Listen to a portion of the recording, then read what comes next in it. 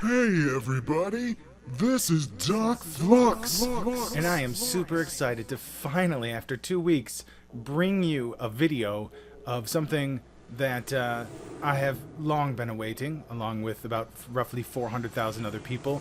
This is Arena Commander, the dogfighting module for Chris Roberts' Star Citizen.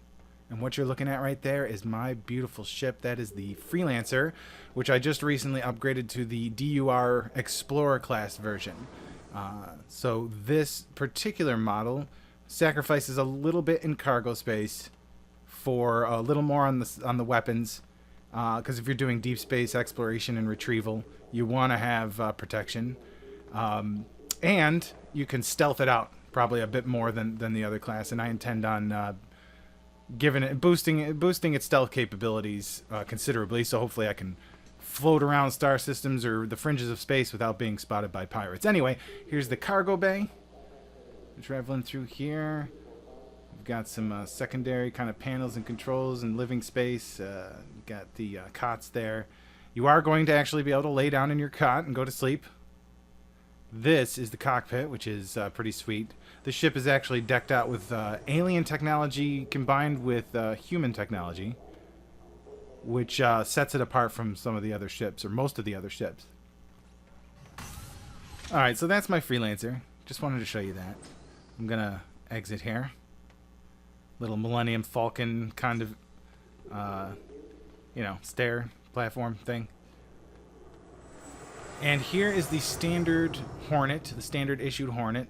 Everybody gets one of these to start for the dogfighting module, which is in fact just a simulation that occurs within your cockpit via your helmet, which is essentially an Oculus Rift, I guess you could say, but it will simulate combat.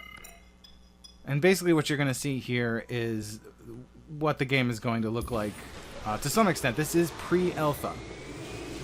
Again, pre-alpha, so there's only like a couple maps. This first one we're going to do is Broken Moon, and I'm going to go into free flight so I can show you how the ship looks just floating around in space.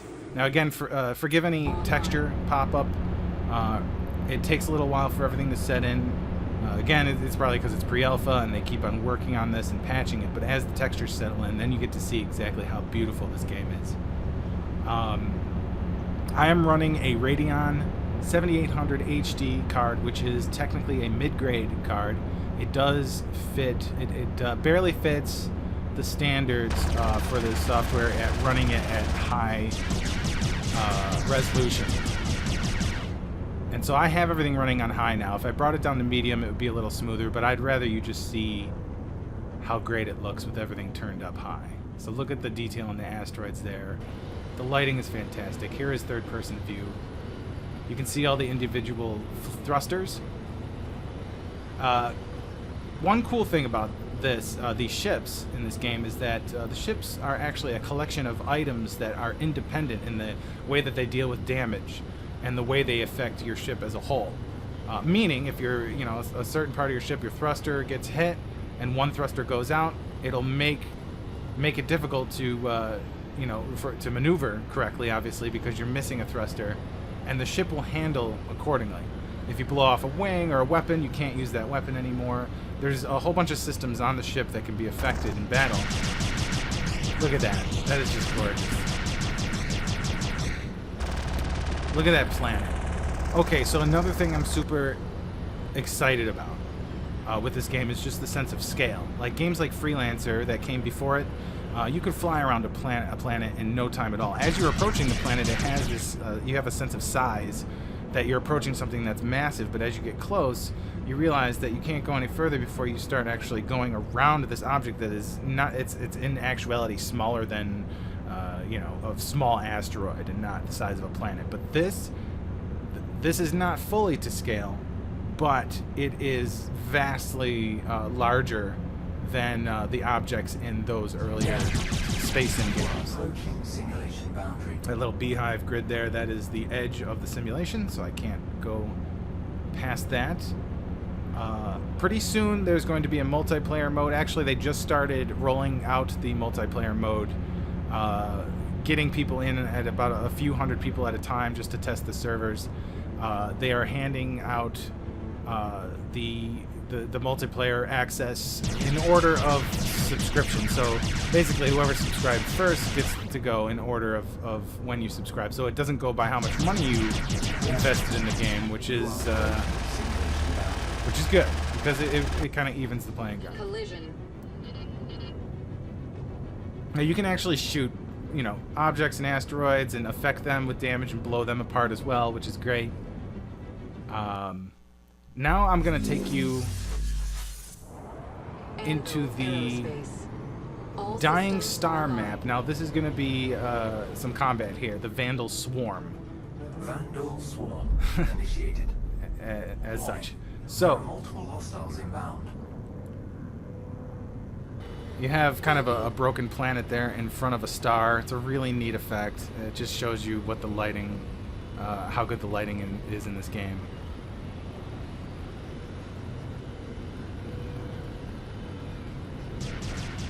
Alright, so I should probably get back into my cockpit here. Okay, so I'm going to scan for an enemy. Scanning. Now, the flight and combat in this is not too dissimilar to earlier flight sims and Freelancer. However, there's a lot more in-depth physics involved, so inertia plays a big part in the way that your ship moves.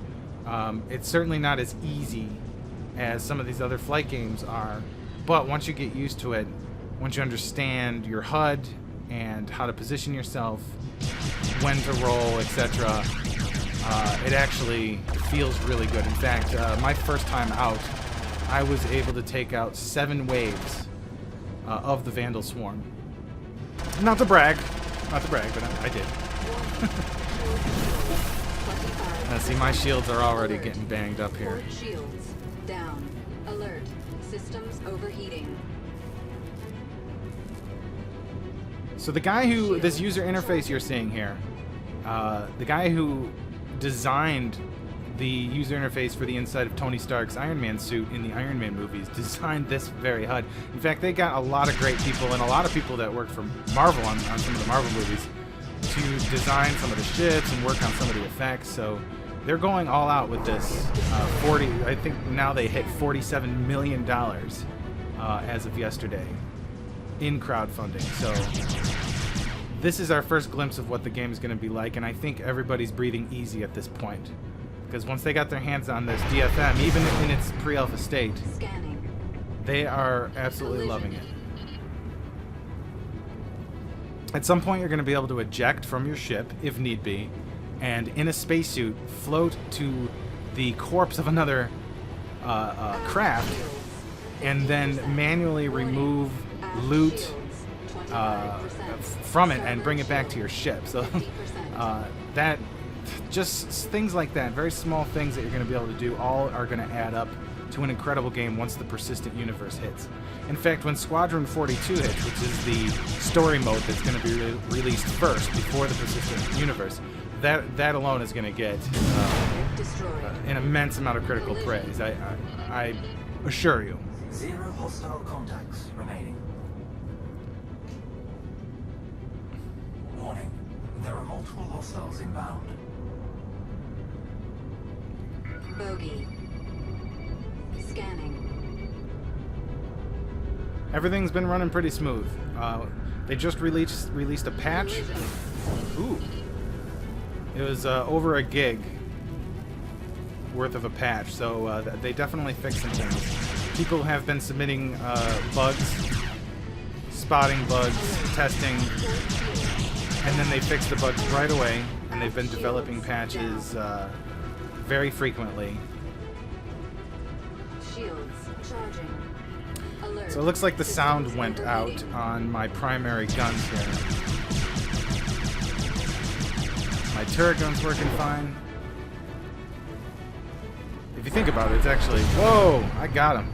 Weapons system is offline. If you think about it, it's actually more realistic to not hear the guns in space, but, I mean, come on. We're all sucker for the sound of thrusters and lasers in space, right? Scanning. Look at that. Shields. I think they did add some more lighting effects and textures in the previous patch. It's subtle, but you can definitely see it here. It's just, oh, this is just a beautiful vista. And again, I can't stress this enough, guys. This is going to be a massive universe with hundreds of systems, or a galaxy rather. You're probably going to be localized in a sector of a galaxy, and that'll expand as the game goes. But you're just going to be able to explore the shit out of this game. Now there are some other space sims that are coming out that are going to be, I guess you could say, competing with this game, but a lot of us space sim fans are happy to play anything. But you have games like Elite Dangerous, Eve Valkyrie, so Star Citizen, you know, it's already setting itself apart from those games in that the scope of what they're trying to achieve is much larger and more intricate, but they have a long way to go to reach that point. So at this point, it's basically, oh, there I go. My ship was lost to space. Okay. All systems online. Bogey. So you get the point. Beautiful game. Super excited for it. Look at that. Just one last look before I leave you guys. I hope to see you in the verse. The verse.